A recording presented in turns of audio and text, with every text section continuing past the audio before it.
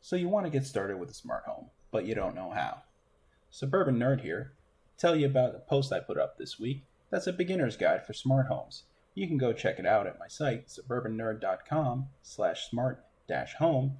And while you're there, go ahead and vote in the poll I have set up, and you can also join our community. Subscribe to the newsletter, and you'll get regular updates, exclusive content, and special offers.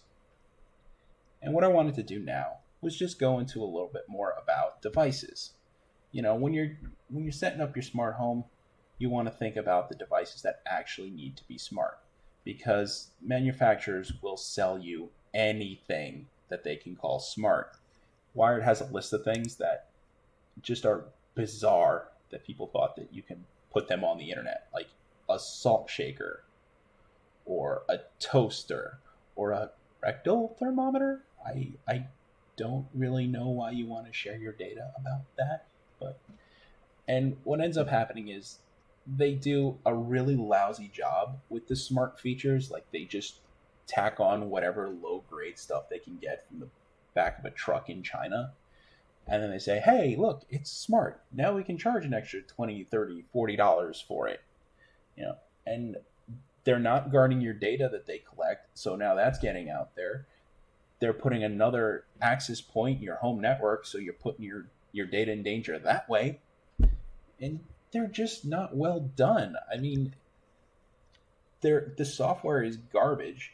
So you end up with planned obsolescence because once the software stops working and it slows down and you can't control whatever the appliance is through that software, well, then you just can't use the appliance. What good is that? And you know what else this applies to? Televisions.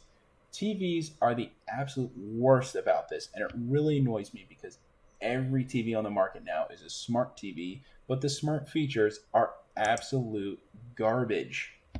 Samsung is probably the worst offender at this because they get data breaches specifically from their television department like it's an annual event. Just check your newsfeed anytime. You'll see it coming. So what I do is I actually have a Roku set up, and I also have a post about comparing the streaming devices, the major ones. So you can give that a look as well, because those devices are specifically made to connect to the internet.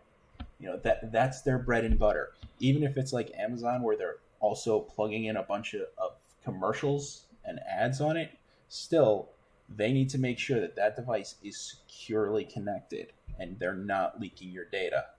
I mean, they still do sometimes, but not nearly as badly as some of these other half-assed attempts. So, yeah, I just wanted to talk about that and just make sure you're considerate about things.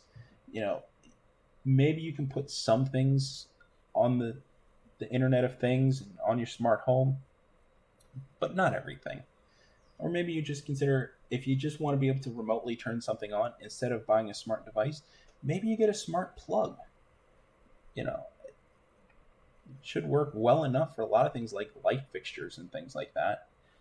So just consider it. And also, not everything has to be Wi-Fi. Not everything should have cloud capability, as the people who got locked in their houses because of Google's outage a few weeks ago learned. A lot of folks were in the Nest environment and their air conditioners wouldn't turn on, and the people with the Nest lock were stuck in their house. Fortunately, no one was seriously hurt, but you can see why this would be a problem. If you lose your internet connection, you should be able to leave the house. So even if you do sign up for something like that, make sure that that you'll be able to use it manually if you lose connection. So yeah, just some things to consider. And if you want to go and check out some more of my posts, including my stuff about the Internet of Things and my video streaming devices, just go head over to suburbannerd.com. And don't forget to sign up for the newsletter, where you'll get your regular updates, your exclusive content, and special offers. All right, this has been the Suburban Nerd. Thank you so much for watching.